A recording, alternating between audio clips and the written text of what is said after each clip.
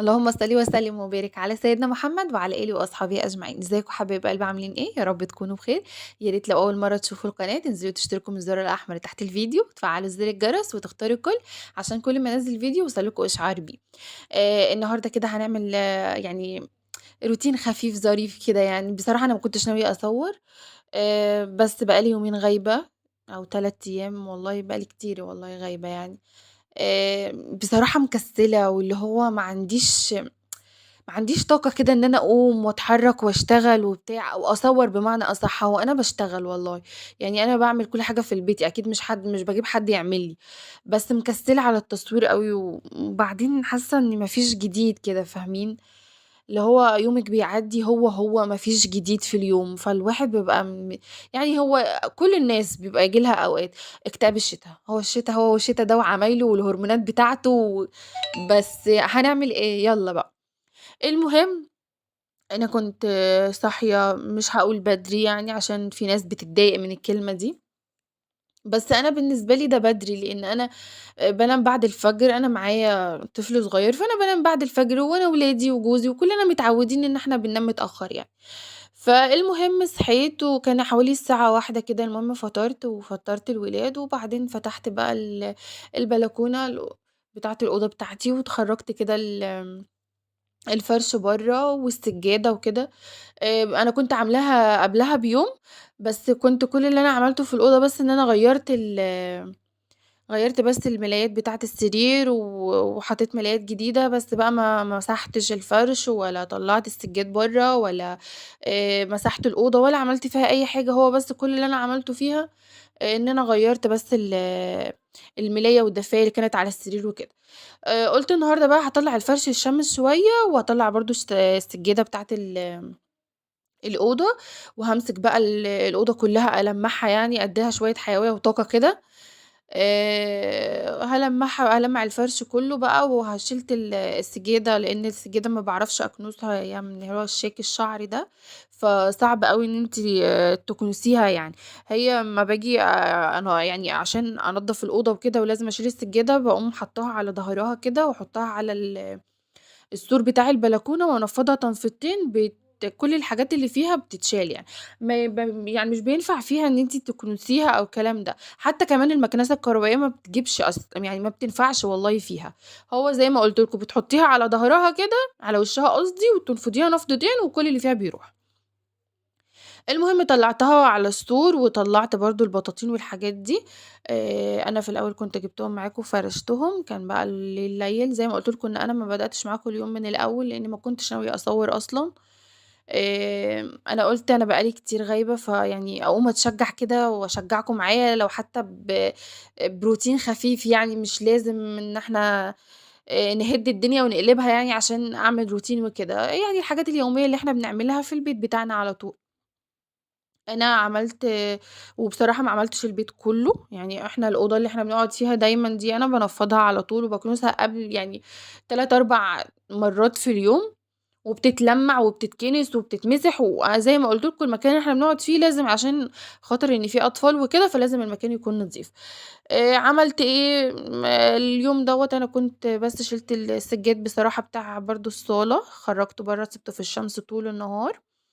ما عرفتش، كنت عايزة برضه أشيل اللي هو السجاد بتاع الأنتريه، بس بصراحة ما قدرتش لإنه الأنتريه تقيل وبيتعبني جدًا لمّا باشيله يعني، وبصراحة برضه زي ما قُلت لكم أنا مكسلة، مكسلة جدًا، وحتى لو لاحظتوا في أول الفيديو أنا وشي تعبان، ما أعرفش مش تعبانة والله لا جسديًا ولا نفسيًا، بس اللي هو مكسلة كده مش عايزة أقوم بقى ولا أتحرك ولا أعمل أي حاجة. المهم هنا عملت إيه، لمّعت بقى السرير ولمّعت الكومود كنست الأوضة ومسحتها، وهنا بقى هاجي على السرّاحة ألمّعها هي كمان وأشيل بقى الحاجات اللي عليها كمان تتلمّع وشِلت المفرش القديم اللي كان عليها وقُلت هينغسل وجِبت مفرش جديد أفرشه يعني. بس هو ده الروتينات بتاعتنا الخفيفة اللي بنعملها كل يوم، وبعدين إن شاء الله بإذن الله هانزّل معاكم روتين، هاحاول يعني عشان مش برضه إن أنا يعني أوعدكم، هاحاول إن شاء الله إن أنا أنزّل روتين كل يوم، يعني يوم يوم لأ. أنا الفترة الجاية إن شاء الله هاروح عند ماما، عشان ماما عايزة تشوف الولاد وكده. آآ أنا ما باروحش كتير، ما باروحش كتير خالص، يعني أنا ممكن أقعد سَنة مثلًا ما أروحش، هُم لمّا يعني خلاص بيجيبوا آخرهم منّي فبييجوا لي. هُم عايزين إن هُم يشوفوا الولاد تقعد معاهم، إن هُم مش يشوفوهم كده اللي هو آجي أقعد معاكِ شوية وأشوف الولاد وأمشي، لأ هُم عايزين الولاد تقعد معاهم ويشوفوهم وكده. بابايا بيتصل عليَّ في اليوم 9000 مرّة اللي هو صوري لي الولاد وابعتي لي صورهم، صوري لي الولاد وابعتي لي صورهم. فأنا باقول لك أهو من خلال الفيديو أنا جايبة لك العيال وجاية يا رب ماما ما تطردناش تاني يوم، أو في ساعتها هتقول لي خدي عيالِك وامشي. باهزر طبعًا، بس ماما من النوع اللي بقى ما فيش عيال يعني عندنا في البيت وما فيش أطفال وكده، والبيت دايمًا مترتب ونضيف وشكله حلو، أول ما ولادي بيدخلوا البيت الدنيا بتيجي فوقاني تحتاني، يعني مش عايزة أقول لكم على اللي بيحصل في البيت، بيتدمر. بصراحة ماما بتصعب عليَّ، بس طبعًا أنا يعني باحاول على قد ما أقدر اسكت يا ولد، اسكت عيب، ما أعرفش إيه، كلام من دوّة، وبنصلّح برضه الأمور. بس أنا مامتي زيي، اللي هي ما بيعجبهاش شغل حد فاهمين، أنا كده، أنا مثلًا لو جات أختي قعدت عندي وعملت لي حاجة في البيت والّا روّقت لي حاجة والّا ما أعرفش إيه، عشان هي عشان ما اكسفهاش اعملي تمام، يعني ما باقولهاش ما تعمليش، بس باعمل وراها، يعني باعيد يعني حاجة وراها تاني، أنا ما بيعجبنيش شغل حد، مش فكرة إن أنا شاطرة بقى وما حدش زيي وبتاع، لأ، بس أنا اتعودت على كده، أنا كده. أنا حاجتي أنا حاجتي اللي بتعجبني، حاجتي اللي باعملها كويس، أنا كده يا جماعة. بس والله العظيم في ناس أكيد كتير كده، اللي هو يعني ما بيعجبلهاش شغل حد، حتى كمان بالذات في بيتِك يعني. فأنا مامتي كده، لمّا بنروح هناك مثلًا وأروّق المطبخ والّا أكنس حتة والّا أنضّف حتة والّا ما أعرفش إيه، بالاقيها بتعمل الحاجة ورايا، هي ما بتكسفنيش بس أنا بابقى واخدة بالي فاهمين؟ بابقى عارفة إن هي كمان ما بيعجبهاش شغل حد. إن شاء الله بإذن الله لو عرفت إن أنا أصوّر معاكم هناك، إن شاء الله هاصوّر معاكم.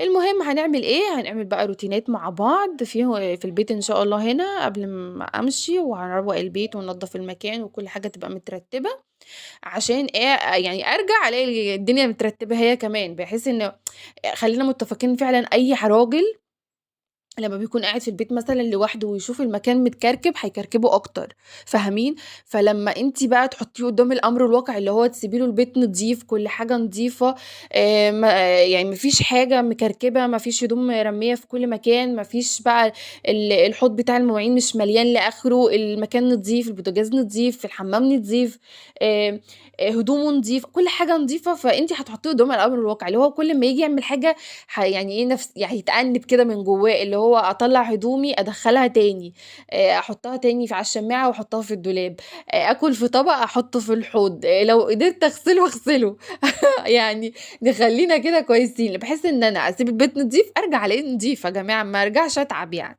وإن شاء الله لو عرفت إن أنا أصوّر لكم فيديوهات هناك عند ماما وكده، إن شاء الله هاعمل كده وأصوّر لكم. هنا باعمل إيه، هنا كان الكيسة بقى بتاعة المشتريات والحاجات والفيديو اللي أنا كنت عملته معاكم ده، عايزة بصراحة أشكركم، الكومنتات بتاعتكم زي العسل، زي العسل، زي العسل، تسلموا لي، يسلم ذوقكم، يسلم لسانكم اللي بينقّط عسل ده، كلامكم كلّه زي العسل وبصراحة بسطني، مش لازم إن أنتِ عشان تبقي مبسوطة بتشتري الدنيا كلّها، لأ، حاجات بسيطة أوي بتخلّيكِ إن أنتِ تبقي مبسوطة وتبقي يعني فرحانة. أنا واحدة من الناس الخروجة ذات نفسها بتفرّحني، مش لازم أخرج وأقعد في مكان ومش لازم أخرج وأجيب ما أعرفش إيه، لأ، أنا الخروجة بتفرّحني. لإن أنا ما باخرجش، فبالنسبة لي الخروجة حلوة أوي. المهم هنا إيه، المشتريات زي ما أنتم شايفين على حطّة إيديكم، كان زي ما هُم في الأكياس وحاطّاهم في الدولاب وما شِلتهمش ولا عملت أي حاجة. عملت إيه، رُحت سرقت بقى من الدولاب بتاع جوزي شوية شماعات كده، هو لو خدتوا بالكم هو كان بيقول لي: "أنتِ خدتِ والّا عملتِ إيه؟" كان هنا لسه بيلبس ورايح الصيدلية. فقُلت له: "والله ما خدتش غير 5 شماعات بس، هم 5 بس اللي أخدتهم، ما كانش عندي وحبيت إن أنا أحُط السدالات والهدوم بتاعتي على شماعات يعني عشان ما تتكسّرش وما تتبهدلش يعني." وعملت إيه، وحطيتهم كده رصيتهم في الدولاب، وهنا هاعطّر بقى الأوضة وهنقفلها، وهاطلع زي ما قُلت لكم أنا في اليوم دوّة عشان كنت بس مطلّعة السجاد بتاع ال الصالة، كنت برضه قُلت إن هو يتشمس شوية لإن أنا ما يعني الصالة زي لو خدتوا بالكم إن أنا ما بادخلهاش شمس أبدًا، فيها شباك صغير كده بس الشباك الصغير دوّة على مسقط وكده، يعني ما بيدخّلش أصلًا اللي هو شمس في البيت وكده، وحتى كمان باب الصالة ما بيدخّلش الشمس جامدة، فأنا شِلت السجّاد وحطيته على الباسطة اللي قدّام الباب، سِبته شوية في الشمس شوية يعني، وبعدين قُلت يعني آخر النهار كده أكنس بقى الصالة كمان بالمَرّة وألمّعها سوري وأمسح السيراميك وكده، وبعدين أبقى أدخّل السجّاد على نضافة. هي ما بتتبهدلش زي ما قُلت لكم، بس بتتعفّر، يعني عشان هي دخلِت يعني باب الشقة، فبتتعفّر كتير من التراب أو أي حاجة بتيجي عليها، ولمّا الحاجة بتفضل فترة برضه أنتِ ما يعني إيدِك ما بتبقاش فيها، فبتلاقي أتربة بقى، عفار، حاجات من دي. المهم هي خفيفة برضه ما خدتش معايا وقت يعني، زي ما شفتوا هامسح وهاكنسها وخلاص على كده مش يعني مش مستاهلة إن أنا أحط السجاد يعني عليها كده، أو إن أنا ما امسحهاش، السيراميك بتاعي صعب ولونه يعني لونه مستفز الصراحة وبيتبهدل بسرعة، فأنا يعني مش هييجي لي قلب إن أنا أكنس كده من غير ما أمسحه وأحط السجادة على طول، فاهمين؟ لأ، أنا لازم أشوفه بيلمع وشكله حلو عشان أنا أكون مرتاحة نفسيًا، يعني اللي هو أنا عملت الحاجة إيه الكروتة، ما باحبش الكروتة يعني. هنا كده هالمّع بقى السيراميك زي ما أنتم شايفين، هو بيبان عليه يا جماعة إن هو يعني بيلمّع والّا ما بيبانش؟ والله العظيم حاجة صعبة جدًا، بس مش هاقول لكم إن أنا ندمت إن أنا عملته، أنا حاباه، أنا حاباه جدًا، أنا لفّيت كتير أوي عشان ألاقي السيراميك ده، كل ما كنت أروح لحد يعني بتاع سيراميك وكده أيام ما كنت باعمل الشقة، "هو في حد بيعمل أسود؟ طيب خدي لون تاني معاه." أقول لهم: "أنا عايزاه أسود بس، أنا عايزاه كده أسود وخلاص." يا بنتي هيتعبِك، هيعمل، هيسوي، هيكاني، ماني، أنا حاباه كده. كنت باسمع قناة روتينات برضه اللي هي دودي شانل جميلة باموت فيها، باموت فيها، باموت فيها كده. آآ فكان أنا باحب أوي السيراميك بتاعها وبتاع الشقة بتاعتها، وقُلت إن شاء الله بإذن الله أول ما أعمل الشقة بتاعتي هاعمل السيراميك بتاعي اللون دوّة زيّها بالضبط. هي كانت كل ما كانت بتيجي تمسح كانت بتشتكي منه، بس أنا برضه اللي في دماغي في دماغه، هاعمله يعني هاعمله. وبعد كده باقعد أندم مع نفسي كده بالليل، يعني أقعد أندم كده اللي هو إيه ده، إيه الغلطة اللي أنا عملتها دي؟